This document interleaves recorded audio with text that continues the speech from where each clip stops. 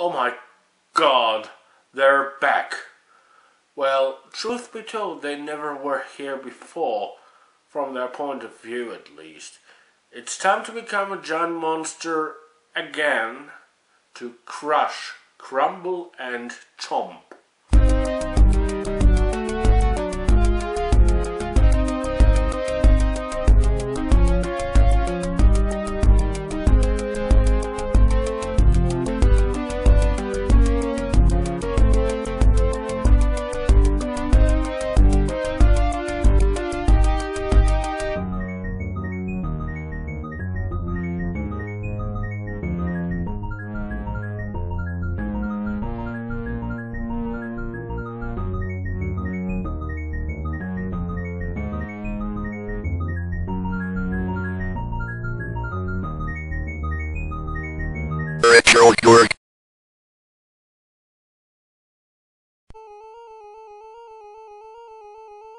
In the credit sequence of my 7th episode, I said that after I finished doing the episode, I noticed that Movie Monster Game had a predecessor, and here we are, going to look at the differences between those two.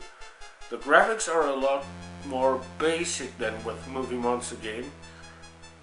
It has no Godzilla license, but a Godzilla look-alike, and it has more of a round-based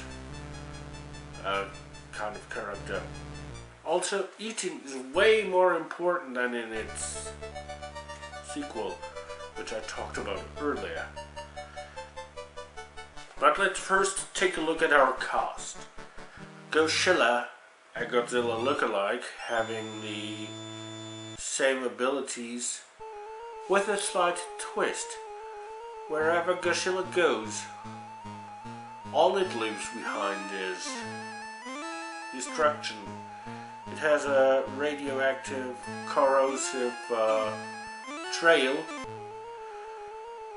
in the game. The Kraken, it's like the one from lots of mythical sailor stories.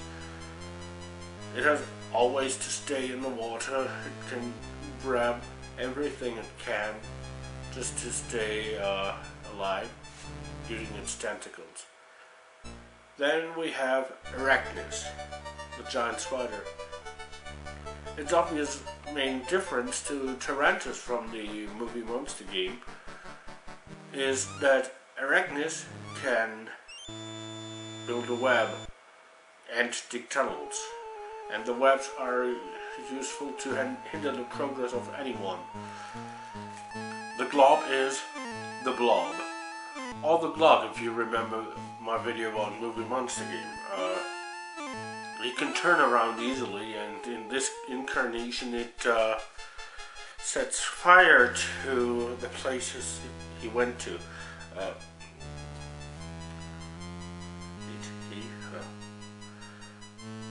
Machismo is an alien giant mecha, basically, or a giant robot. Even though some of the artwork from the manual makes it look more like an AT-AT from Star Wars. The robot obviously doesn't eat, so he won't lose control. Yeah, I'm going to talk about that in a minute. And finally we have Mantra, the only flying monster from this game. If you're playing the disc version, you also can create your own, very own giant monster. Next you get to choose one of 5 objectives. Whether you want to be destroying property or survive or just kill those squishy little humans. And finally you get to choose between 4 different cities, or better to say locations. New York City, Golden Gate, basically San Francisco Bay Area, Washington DC, or of course Tokyo. The manual, which you really need to have by your side all the time, it contains maps of those places, since, well, due to the limitations of being written in BASIC and the limited power of the computers back then, those cities don't necessarily look like their real world counterparts. Something I also mentioned in the movie Monster Game one. So you control your creature in a turn-based environment, as opposed to the real-time environment you did play in during movie Monster Game. All you have to take care of is not to get too close to the mad scientist.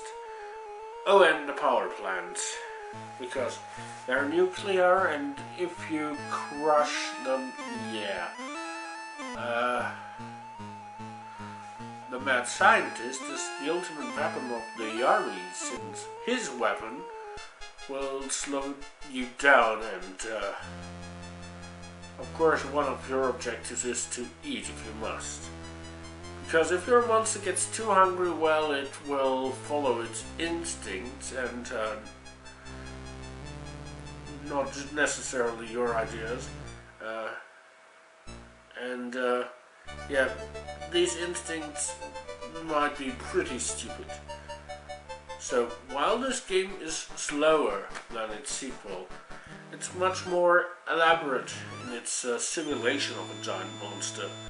And the creator monster mode from this version is definitely a plus, to me at least. But of course the complexity comes at a price. More difficult to play, simply due to the fact that you have to memorize a lot of commands. So if you really want to portray a giant monster, give this game a try, okay?